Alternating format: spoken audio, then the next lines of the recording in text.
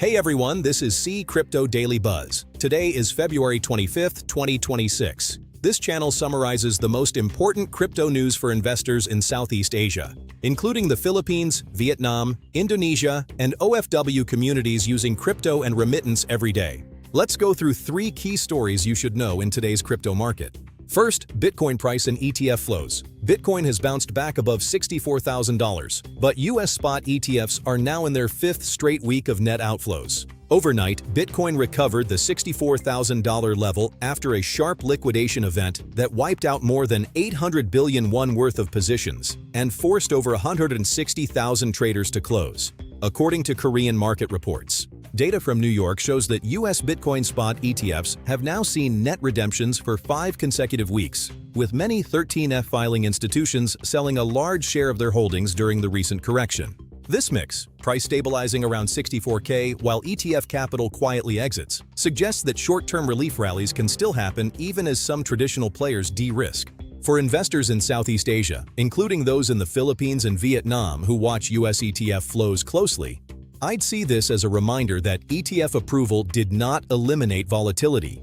It simply added a new channel where big money can move in and out quickly. Second, altcoin sentiment around XRP. XRP analysts say current on-chain and technical signals resemble the period before past 60,000% rallies, but that doesn't mean history will repeat on the same scale.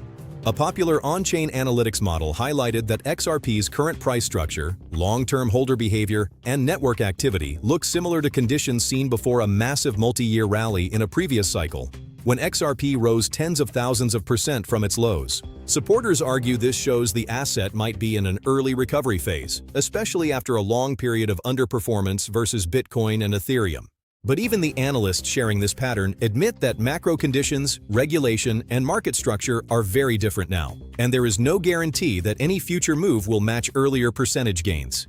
My view for Southeast Asia investors is that these charts can be useful for framing scenarios, but they are not a roadmap. Using them to justify heavy leverage or all-in bets would be extremely risky, especially for OFWs and retail traders who cannot easily replace lost capital. Third, an update from the Philippines crypto and fintech scene. In the Philippines, regulated banks and exchanges are quietly turning stablecoin rails into real payment and trade infrastructure.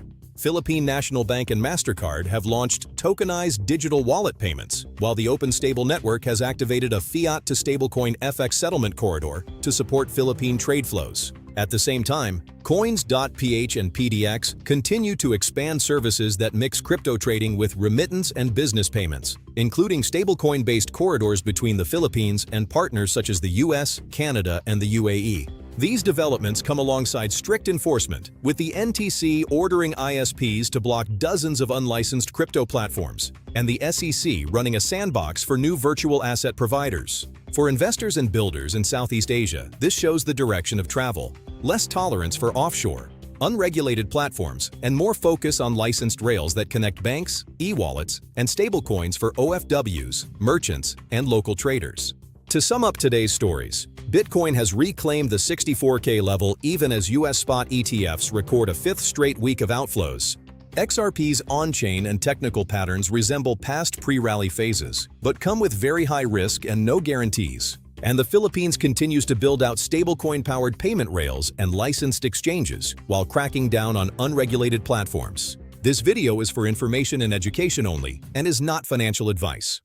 All investment decisions and risks are your own responsibility. If this video was helpful, please subscribe, hit the like button, and turn on the notification bell. Thanks for watching C Crypto Daily Buzz, and I'll see you in the next episode.